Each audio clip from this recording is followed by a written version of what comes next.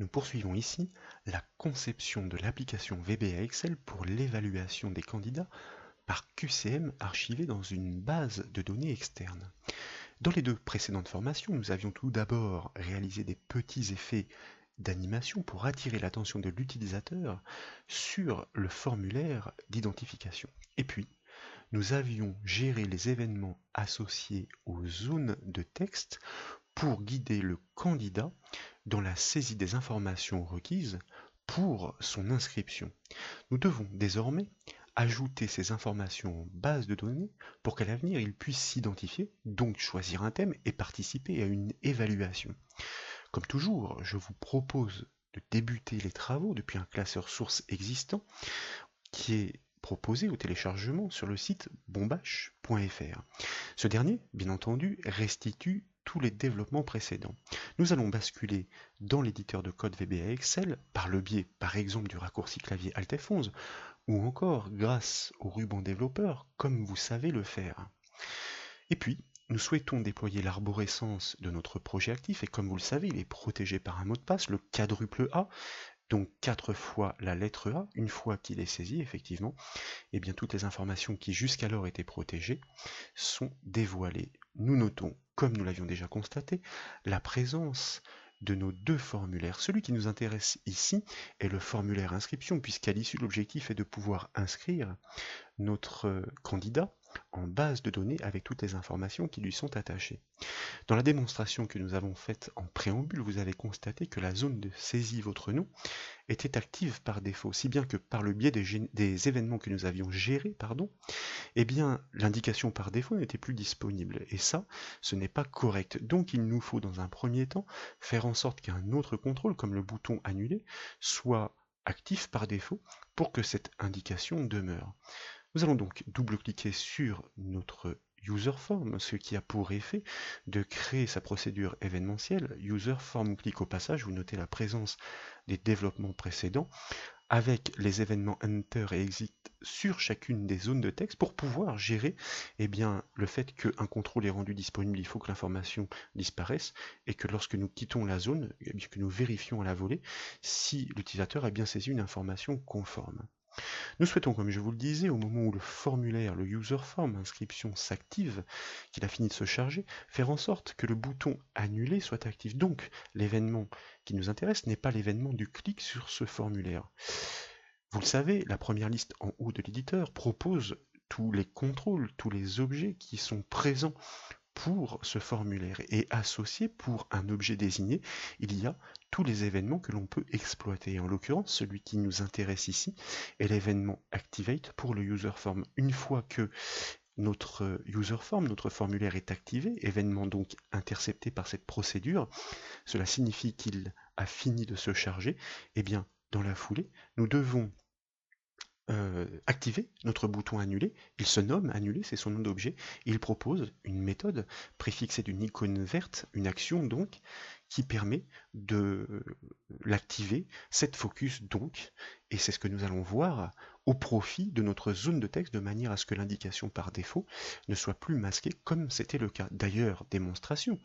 Et pour simuler le processus complet, je vous rappelle que le formulaire connexion s'ouvre en même temps que le classeur, nous l'affichons en conception, nous l'exécutons avec la touche F5, le temps que les animations aient fini de se jouer, les contrôles sont rendus disponibles, si bien que nous pouvons cliquer sur le lien pour basculer sur le formulaire d'inscription et remarquer cette fois-ci effectivement que l'indication dans la zone du nom réapparaît car cette fois-ci, à l'activation du formulaire, c'est le bouton annuler qui est activé.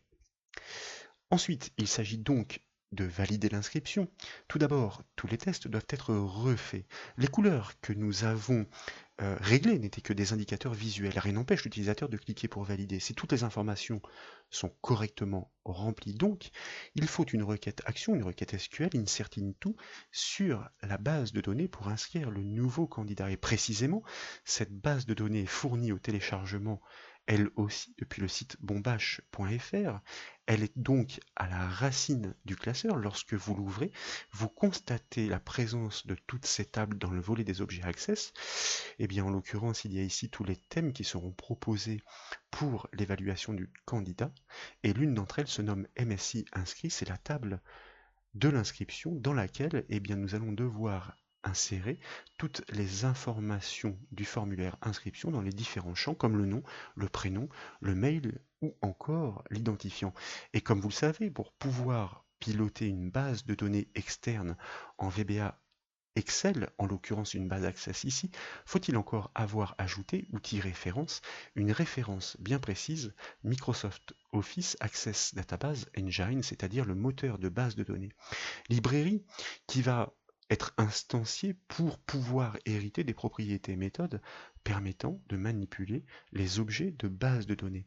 Maintenant que cette référence est ajoutée, elle l'est par défaut dans ce projet, nous avions pris les choses en main en amont, eh bien nous allons pouvoir développer le code associé au bouton valider. C'est pourquoi nous double-cliquons dessus de manière à générer la procédure valider clic, c'est-à-dire le code qui va se déclencher au clic détecté sur le bouton valider. Dans un premier temps, comme toujours, nous avons besoin de déclarer les variables nécessaires au traitement, en commençant par, instruction dim bien sûr, une variable que nous nommons chemin BD et que nous déclarons comme un string, c'est-à-dire une chaîne de caractères, car pour pouvoir piloter une base de données, faut-il être encore en mesure de pointer dessus, c'est-à-dire avec son chemin d'accès complet que nous allons stocker dans cette variable.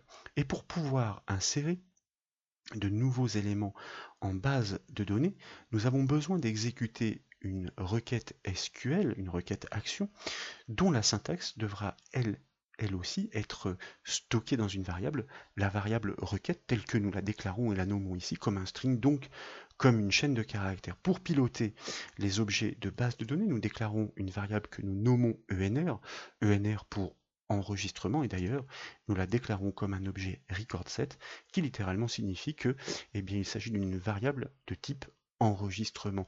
Cette déclaration a été rendue possible grâce une fois encore à la référence que nous avons montrée juste avant, c'est-à-dire à cette librairie externe qui va nous permettre d'instancier la classe pour hériter des propriétés et méthodes. Pour pouvoir piloter les enregistrements, faut-il encore être en mesure de pointer sur la base de données à partir de laquelle nous souhaitons manipuler ces informations. C'est pourquoi nous déclarons une variable que nous nommons base et que nous déclarons comme un database, un objet de base de données, déclaration elle aussi possible grâce à cette référence. Et puis, nous avons besoin d'une variable booléenne que nous nommons test et que nous déclarons donc comme un booléen qui devra basculer à true pour indiquer, voilà, toutes les informations qui sont proposées par le candidat ont été contrôlées, elles sont correctes. Son identifiant, nous l'avons testé par requête SQL dans la base de données, n'existe pas parce qu'il ne peut pas être en doublon, et donc nous pouvons procéder à l'insertion si et seulement si eh bien, cette variable test est basculée à true, ce que nous ferons par le code VBA Excel. Nous devons donc commencer par reproduire tous les critères que nous avions déjà testés lors des événements gérés pendant la saisie utilisateur afin de lui indiquer visuellement que des choses n'allaient pas.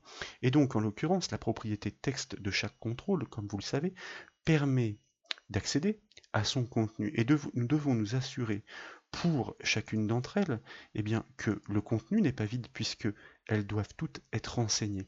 Il y a tout d'abord le contrôle mail, il y a le contrôle nom, nous les avons découverts ensemble lors des précédentes formations, et puis il y a le contrôle vide qui est une compression qui signifie littéralement votre identifiant. À ce moment-là, eh bien, vraisemblablement, nous pourrions débuter les travaux de vérification qui consisteraient dans un premier temps à savoir si l'identifiant n'existe pas déjà. Mais, comme vous le savez, à la place de ces zones de texte qui ne seraient pas vides, il pourrait très bien y avoir les indications par défaut, puisque ces indications servent à guider l'utilisateur, le candidat, lors de l'implémentation de ce formulaire. Donc, dans le même temps, nous devons nous assurer que pour l'ensemble de ces contrôles, ce ne sont pas les informations par défaut qui ont été restituées et que malgré tout, eh bien, le candidat ou l'utilisateur a cliqué dessus. Et pour ce faire, donc, je vous propose de prélever tour à tour les informations des unes et des autres de manière à nous assurer de ne pas reproduire de fautes pendant l'implémentation du code. Donc, le premier test consiste à vérifier effectivement que alors je vais indenter un peu le code comme on dit, de manière à y voir plus clair dans la hiérarchie, que dans notre contrôle mail, son contenu, donc propriété texte, ce n'est pas l'information par défaut, votre adresse mail qui est toujours présente. Et de la même manière, donc nous devons nous assurer dans le contrôle nom, je les prends dans l'ordre où nous les avons donc saisis dans notre code VBA, il ne s'agit pas de l'information votre nom. Donc pour le deuxième qui est ici, il faut que ce soit bien différent dans le même temps de l'information par défaut votre nom. En ce qui concerne le contrôle prénom, nous ne devons pas y trouver non plus et en même temps l'information sur votre prénom. Aucune de ces valeurs ne doit être présente. C'est pourquoi nous utilisons le AND. Il faut nous assurer que tous ces critères sont vérifiés ensemble pour que nous puissions poursuivre le traitement. Et enfin, pour le dernier, qui est une information un petit peu plus longue, alors c'est pas votre adresse mail justement, c'est celle de votre identifiant. Nous allons donc la prélever dans sa propriété texte telle qu'elle a été proposée par défaut, de manière à pouvoir finaliser notre quatrième critère. Donc en même temps que nous assurons que ces 4 zones de texte ne sont pas vides, nous nous assurons que eh bien, toutes ces zones, ou que au moins que aucune de ces zones ne propose l'information qui était indiquée par défaut afin de guider l'utilisateur.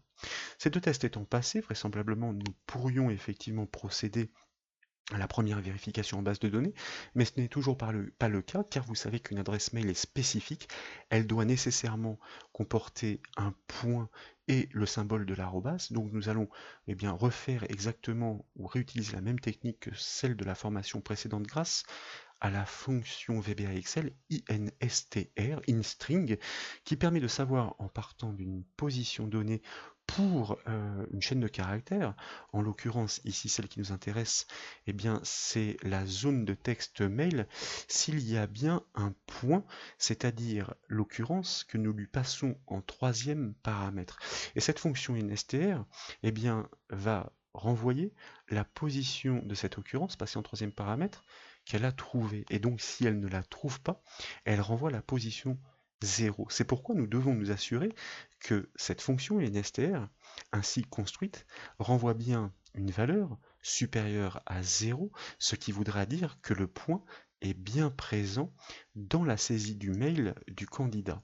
Alors, je vais quand même en profiter pour borner mon instruction if. Là, l'erreur qui se déclenche est tout simplement qu'en voulant aller trop vite par copier-coller, j'ai oublié mon mot-clé N pour pouvoir recouper ces deux critères à la fois, car nous devons vérifier en même temps que le point est présent, mais aussi que le symbole de l'arrobas est présent. Donc si le point est bien présent, position supérieure à 0, et que l'arrobas est bien présente, position supérieure à 0, cette fois-ci, vraisemblablement, nous pouvons donc commencer notre traitement.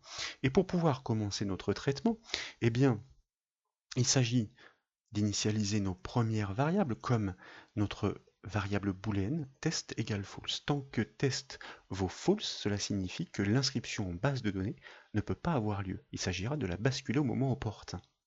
Et puis nous avons besoin de piloter notre base de données. Donc, comme je vous le disais, il faut pouvoir reconstruire son chemin d'accès. Ça aussi, ce sont des techniques que nous avons exploitées ensemble à maintes reprises. Souvenez-vous, l'objet this workbook en VBA Excel, qui littéralement désigne ce classeur, propose une propriété path qui renvoie, reconstruit le chemin d'accès complet jusqu'à ce classeur. Et comme vous l'avez constaté, la base de données Access et ce classeur sont situés sur la même racine. Donc, nous réceptionnons ce chemin d'accès que nous concaténons avec le nom de la base de données, sans oublier le dernier anti-slash pour rentrer dans le dossier. Et pour ne pas prendre de risque comme toujours, je vais aller prélever par copier-coller son nom complet, de manière à pouvoir le restituer dans ma syntaxe afin de le mémoriser dans ma variable chemin BD. Il s'agit ensuite d'instancier nos classes permettant d'hériter des propriétés méthodes pour manipuler notre base de données.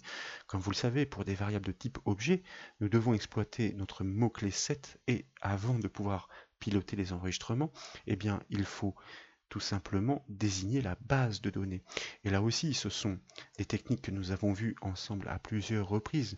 Nous exploitons notre objet DB Engine, c'est-à-dire moteur de base de données, avec sa méthode Open Database qui va permettre d'ouvrir une base de données en mémoire.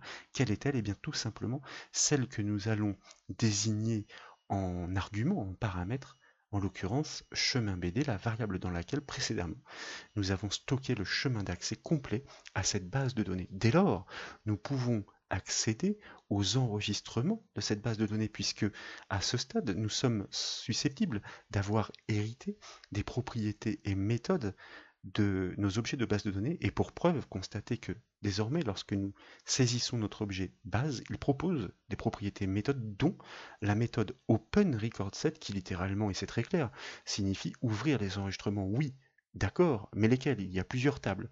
Eh bien, ça pourrait être une table spécifique, ou ça peut être une requête qui, je vous rappelle, est une table particulière, selon une syntaxe à lui passer entre double cote ou bien sous forme d'une variable.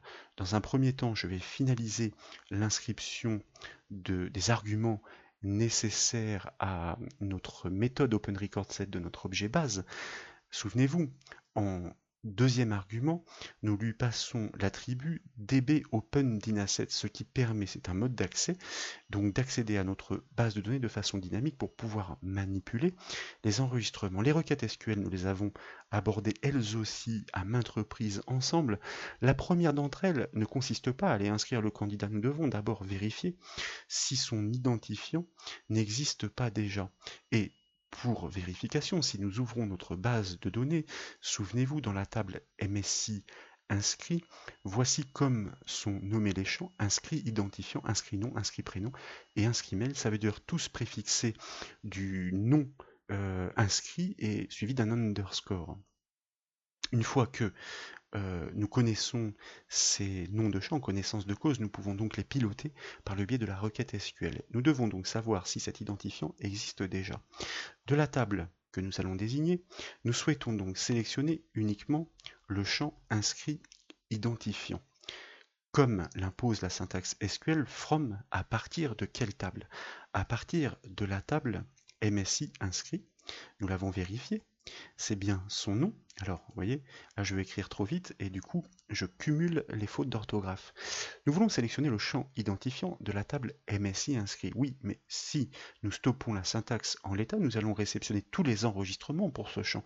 Nous souhaitons faire la correspondance clause where avec l'identifiant qui est proposé par le candidat directement depuis ce formulaire d'inscription. Where, donc inscrit identifiant, alors tant qu'à faire, puisque nous l'avons déjà saisi, je vais le copier et le coller ici, est égal à la valeur tapée dans le contrôle vide. Attention ici, on le voit peu durant l'implémentation du code, mais comme il s'agit d'une information textuelle, il faut l'encadrer de simple code car nous sommes déjà dans des doubles cotes. Donc nous allons faire une rupture dans notre syntaxe et voyez avant cette double cote ici, nous insérons une simple cote, touche 4 du clavier, et après la double cote, eh bien, nous allons concaténer cette syntaxe statique avec une information dynamique pour pouvoir faire la correspondance, et touche 1 du clavier donc, avec notre contrôle vide propriété texte pour accéder à son contenu et savoir s'il y a effectivement une correspondance. Et surtout, nous n'oublions pas de concaténer pour finir notre syntaxe avec une simple cote encadrée de double cote. Je mets une double cote, je mets une simple cote et je mets une double cote. Ainsi, c'est ainsi que nous pouvons faire la correspondance pour des champs textuels dans des bases de données par le biais de requêtes SQL. Et en l'occurrence ici, donc ce test consiste à vérifier si cette requête renvoie quelque chose. Si elle renvoie quelque chose, qu'il y a bien un enregistrement, ça veut dire que l'identifiant a été trouvé. S'il a été trouvé, c'est qu'il est déjà exploité. Il ne peut donc plus être utilisé. Ce test, nous pouvons le faire grâce à une propriété que nous connaissons bien désormais sur notre objet de base de données. Elle s'appelle, souvenez-vous, record count littéralement. Ça veut dire qu'elle va compter les enregistrements retournés par notre requête sélection SQL par le biais de notre objet ENR. Si elle retourne la valeur 0, eh bien ça signifie tout simplement qu'il n'y a aucune correspondance. S'il n'y a aucune correspondance, l'identifiant n'existe pas. S'il n'existe pas, ça veut dire que nous pouvons inscrire le candidat en base de données. Donc, dans la foulée, eh bien, il s'agit d'exploiter ou de réexploiter notre variable requête, mais cette fois-ci pour exécuter une requête action, une requête insertion. Les mots-clés sont insert into.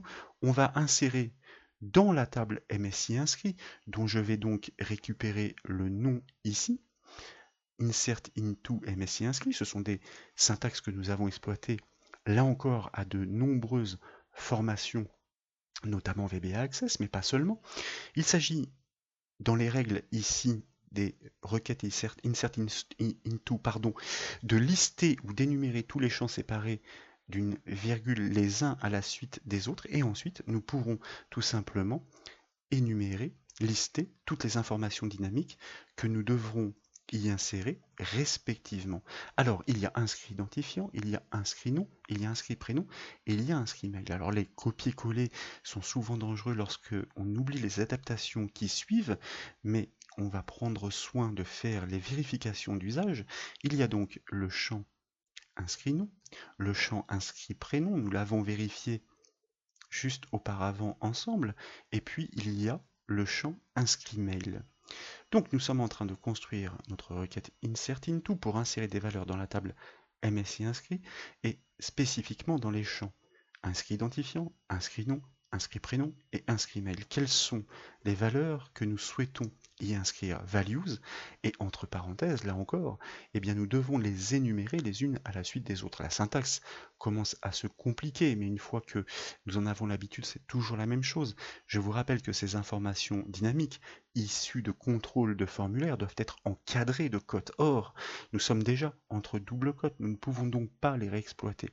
Donc ici, nous tapons une simple cote pour annoncer l'information dynamique qui va venir, et puis une double cote car nous allons briser cette chaîne statique pour pouvoir la concaténer et avec la première information dynamique, en l'occurrence pour l'identifiant, c'est l'information contenue dans la zone de texte VID, vide.text, que nous devons reconcaténer pour reprendre la partie statique, donc nous mettons une double cote, avec une simple cote, souvenez-vous, touche 4 du clavier qui l'encadre, virgule pour l'énumération, et puis après, eh bien, il s'agit de répliquer exactement la même chose, simple cote, double cote, puisqu'il faut encadrer et commercial le champ qui suit, nous attendons le nom, donc l'information variable contenue dans le contrôle non propriété texte pour accéder à son contenu, et commercial pour reprendre la chaîne statique, double cote, simple cote, virgule pour poursuivre l'énumération,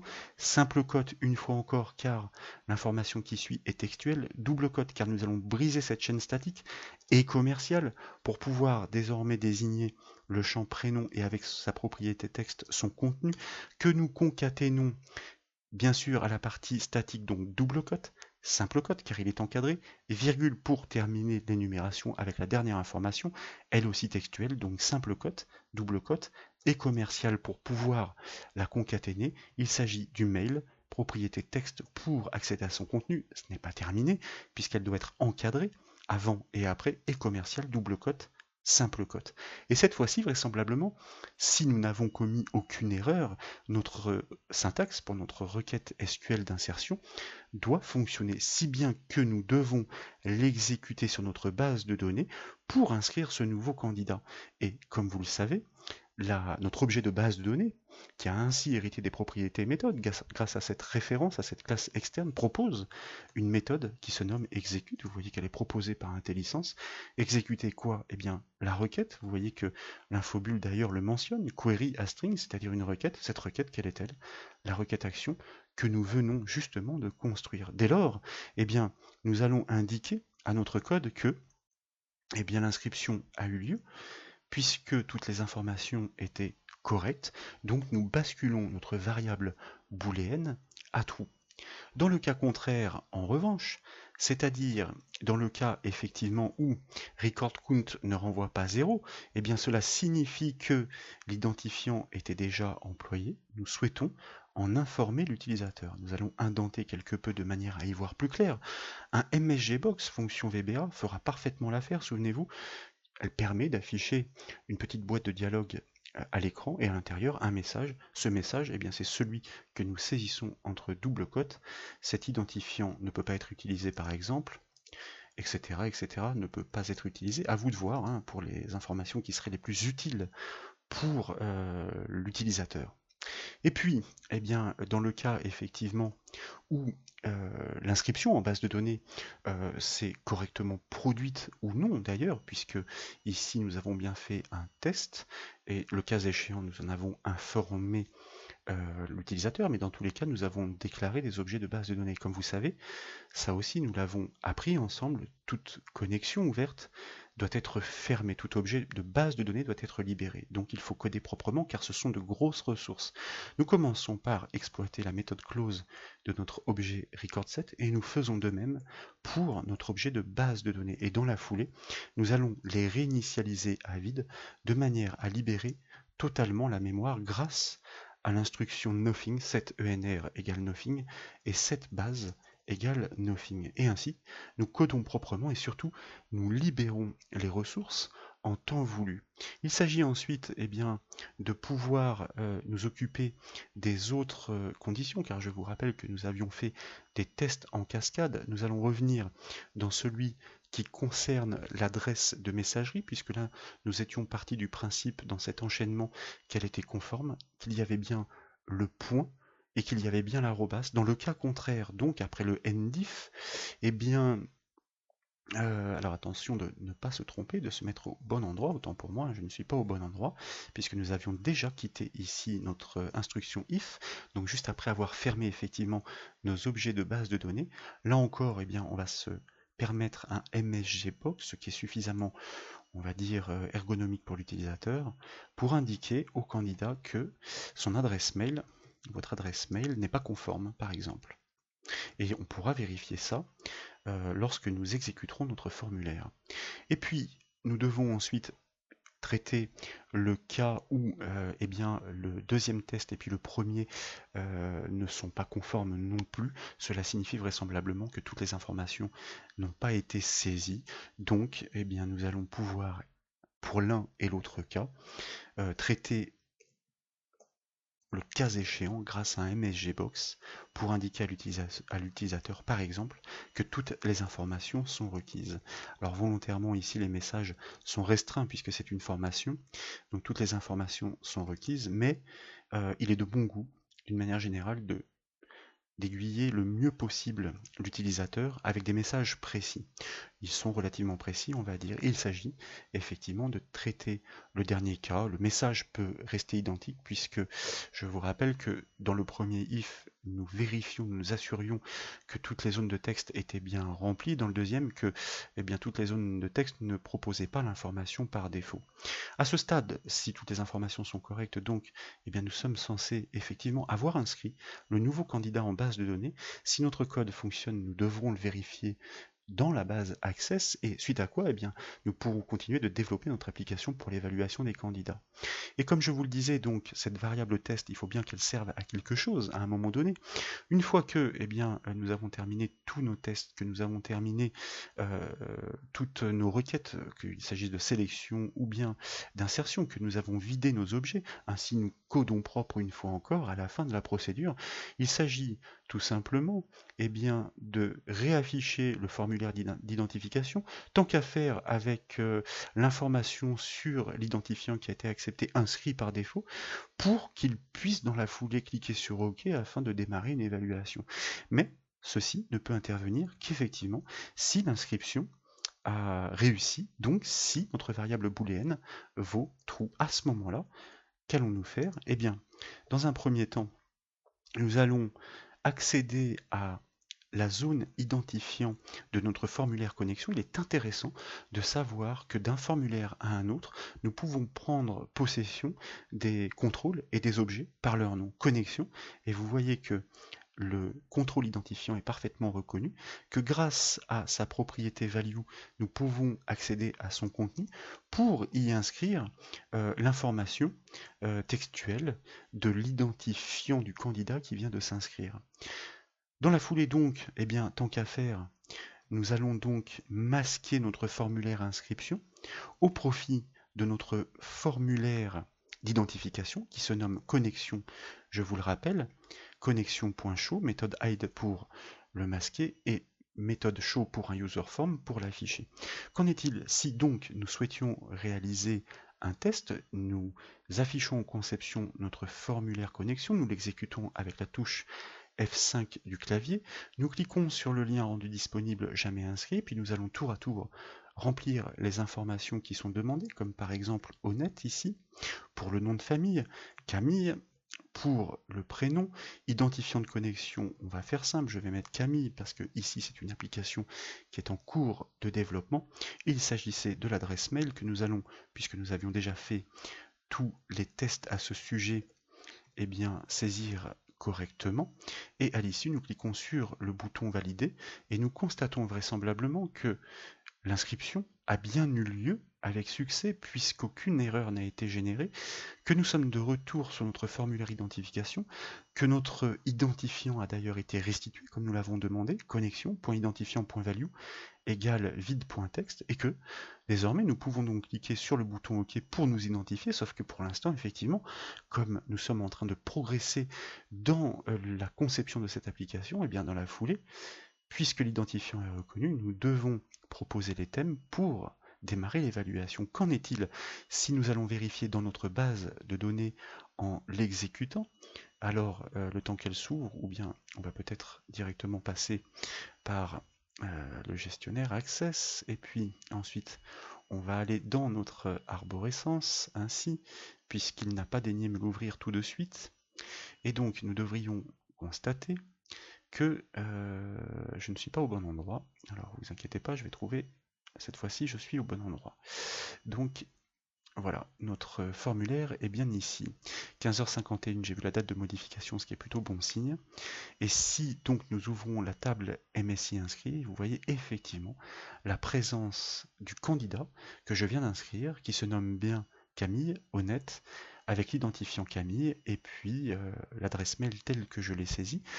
Donc l'insertion des données dans la table de la base de données distante a réussi. Dans la prochaine étape, nous allons devoir exploiter cette technique pour permettre l'identification du candidat sur la saisie de son identifiant ou sur la restitution de son identifiant pour charger la liste déroulante et permettre de démarrer l'évaluation. Voilà pour ce troisième volet, j'espère que cette formation vous a plu. Si c'est le cas, comme toujours, je compte sur vous pour mettre un petit j'aime à la vidéo. Et comme vous le savez, vous pouvez retrouver toutes les autres formations sur le site bombache.fr. Je vous remercie.